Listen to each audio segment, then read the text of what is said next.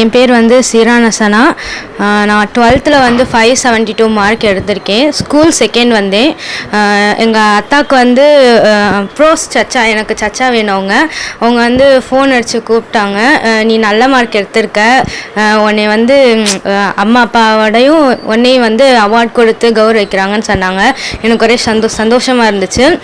அதோட சர்டிஃபிகேட்டு, செக்கு, அவார்ட்லாம் கொடுத்தாங்க. ரொம்ப ஹாப்பியாக இருந்துச்சு. இந்த ட்ரஸ்ட்டு மூலயமா எனக்கு இது கிடச்சிருக்கு.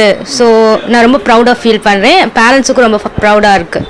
ப்ரோக்ராமில் சொன்னாங்க, ஒரு 2 weeks 1 monthக்கு முன்னாடி ஒரு ப்ரோக்ராம் வச்சுருந்தாங்க கல்வி வழிகாட்டுகிறதுக்கு.